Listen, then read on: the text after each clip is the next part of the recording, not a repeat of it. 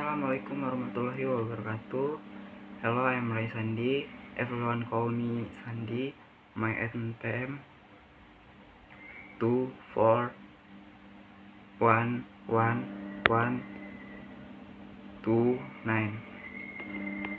Di sini aku mau ngejelasin tentang materi ke-8 yang berjudul uji hipotesis membuktikan atau membantah asumsi. Di sini tentang selamat datang di presentasi saya tentang uji hipotesis bersama-sama. Kita akan menjelajahi konsep ini secara mendalam dan menemukan bagaimana metode ini berperan dalam uji kebenaran suatu asumsi. Di sini ada pendahuluan. Mari kita mulai dengan memahami definisi uji hipotesis dan mengapa itu begitu penting dalam dunia penelitian dan ilmu pengetahuan. Ada gambar, ada struktur tentang langkah-langkah uji hipotesis. Yang struktur pertama ada merumuskan hipotesis. Di dalamnya ada langkah-langkah pertama adalah merumuskan hipotesis, non hipotesis alternatif yang akan diuji. Kedua ada menentukan signifikansi.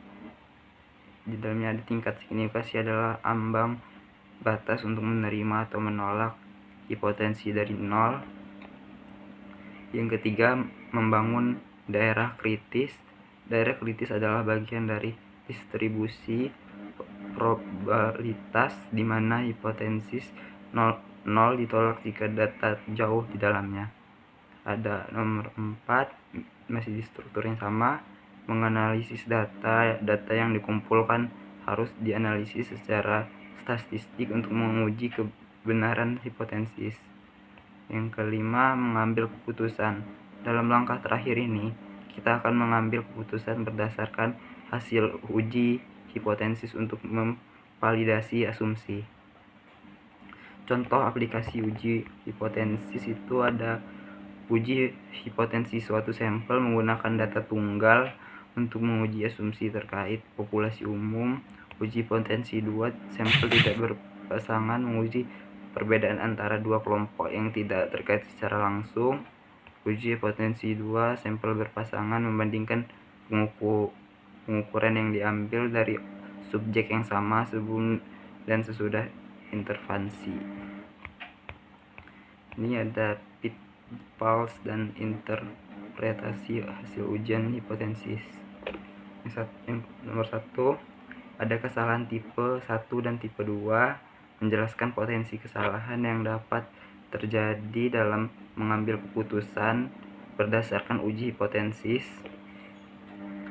Ada nomor 2, tentang value dan tingkat signifikasi. Menggunakan value untuk menafsirkan tingkat kepercayaan dalam mengabaikan atau menolak hipotesis mulai dari 0. Judul selanjutnya ada interval kepercayaan. Menjelaskan konsep interval kepercayaan dan hubungannya dengan uji hipotesis. Di sini ada kesimpulannya dari semua materi tadi. Dari pertama uji hipotesis itu kesimpulannya tentang kita akan konsep secara mendalam dan menemukan bagaimana metode ini berperan dalam uji kebenaran suatu asumsi. Ini di pendahuluan ini kesimpulannya memahami definisi uji hipotesis dan mengapa itu begitu penting dalam dunia penelitian dan ilmu pengetahuan. Di kesimpulan di struktur uji hipotesis tadi, merumuskan hipotesis, menentukan signifikasi, membangun daerah kritis, menganalisis data, mengambil keputusan,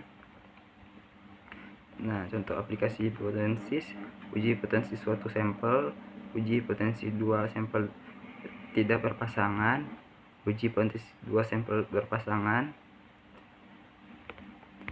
tentang pitfalls dan intervensi hasil ujian hipotensi, kesalahan tipe 1 dan tipe 2, menjelaskan potensi yang dapat terjadi dalam mengambil keputusan berdasarkan uji hipotensi, value dan tingkat signifikasi, interval kepercayaan, menjelaskan konsep interval kepercayaan dan hubungannya dengan hipotensi.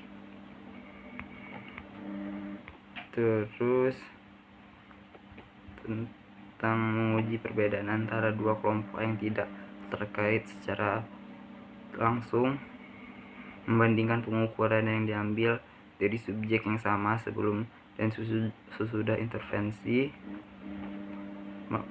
Dalam langkah terakhir ini kita akan mengambil keputusan berdasarkan hasil uji hipotesis untuk memvalidasi asumsi. Ini ada yang terakhir, kesimpulan dan penutup. Melalui presentasi ini kita telah memperoleh pemahaman yang lebih baik tentang uji hipotensi, bagaimana cara menggunakannya yang secara efektif. Mari terus mengambil dunia pengetahuan bersama. Mungkin itu aja yang bisa saya sampaikan di materi ke 8 ini. Terima kasih atas waktunya. Assalamualaikum warahmatullahi wabarakatuh. Thank you in the next video material.